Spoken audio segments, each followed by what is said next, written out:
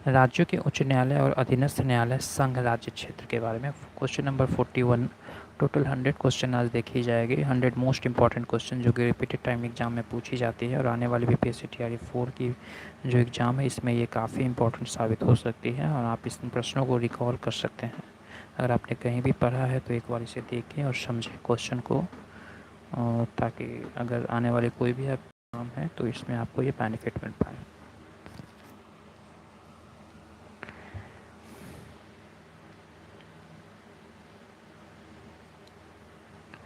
Question number 41 है कि उच्च न्यायालय में न्यायाधीशों की संख्या निर्धारित करने का अधिकार निम्नलिखित में किसके पास होता है। तो उच्च न्यायालय में जो न्यायाधीशों की संख्या निर्धारित करने का जो अधिकार होता है वो राष्ट्रपति महोदय के पास होता है। यानी कि उच्च न्यायालय में न्यायाधीशों की संख्या निर्धारित करने का अधिकार राष्ट्रपति के पास है। अनुच्छेद 217 आर्टिकल 217 के अनुसार उच्च न्यायालय के न्यायाधीश की नियुक्ति राष्ट्रपति द्वारा भारत के मुख्य न्यायाधीश तथा संबंधित राज्य के राज्यपाल के परामर्श से ही की जाएगी, जबकि सर्वोच्च न्यायालय में न्यायाधीशों की संख्या संसद द्वारा निर्धारित की जाती है। पंचायत, नगर पालिका और सहकारिता समिति से जो प्रश्न आते हैं, क्वेश्चन नंबर 42 है कि निम्न में से कौन भारत में प्रधानमंत्री थे जब 73वां एवं 74वां संविधान संशोधन अस्तित्व में आया था। काफ़ी इम्पोर्टेंट क्वेश्चन है कि जब 73वां एवं 74वां संविधान संशोधन आया था उस टाइम पीवी नरसिम्हा राव जो थे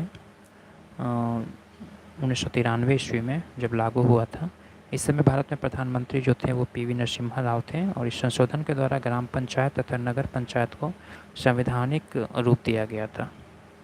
आप याद रखेंगे, पीवी नरसिम्हा राव थे 73वें और 74वें अमेंडमेंट के टाइम में जो 1993 में हुआ था, और उस पंचायत यानी कि ग्राम पंचायत और जो नगर पंचायत को इसमें संवैधानिक दर्जा का रूप दिया गया था। निम्नलिखित में से भारत में जिला नियोजन समितियां का मुख्य उद्देश्य कौन सा था। 43 नंबर, भारत में जिला नियोजन की समितियां का मुख्य उद्देश्य था, इसमें ऑप्शंस के अकॉर्डिंग है कि पंचायतों और नगर पालिकाओं की योजनाओं को एकीकृत करना और जनहित की प्रारूपी योजना तैयार करना, पंचायतों के मध्य एकीकृत दृष्टिकोण को विकसित करना, युक्त में से एक से अधिक। तो इसका आंसर हो जाएगा डी नंबर, यानी कि भारत में जिला नियोजन समितियां का मुख्य उद्देश्य के संदर्भ में दिए गए प्रश्न में एक से अधिक विकल्प सत्य है, क्योंकि जिले के पंचायत तथा नगर पालिकाओं द्वारा तैयार की गई योजनाओं को समेकित करने एवं संपूर्ण जिले के रूप में विकास योजना को प्रारूप तैयार करने के लिए किसी राजस्व जिले या राजस्व जिलों के किसी समूह तथा उसके भाग जो एक ही जिला पंचायत में है के लिए जिला योजना समिति का गठन किया जाता है। क्वेश्चन नंबर 44 है कि भारत की केंद्रीय सरकार की पंचायती राज मंत्रालय निम्नलिखित में से किस वर्ष निर्मित हुआ था। तो ये 2004 में निर्मित हुआ था। कि भारत की केंद्रीय सरकार के पंचायती राज के मंत्रालय वर्ष 2004 में निर्मित हुआ था, और पंचायती राज संस्थान भारत में ग्रामीण स्थानीय स्वशासन की एक प्रणाली है।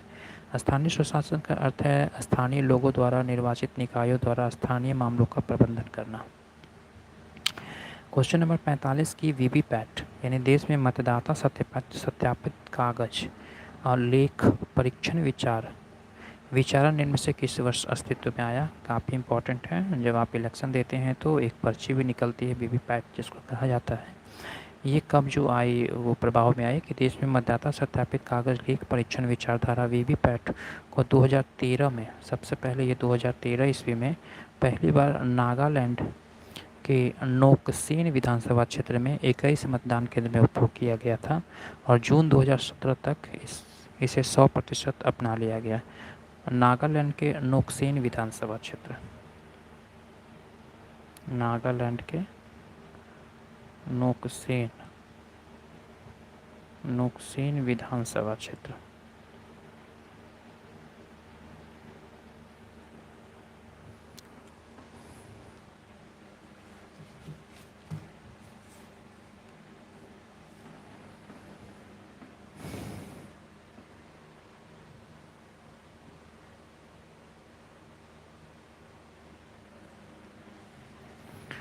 Question number 46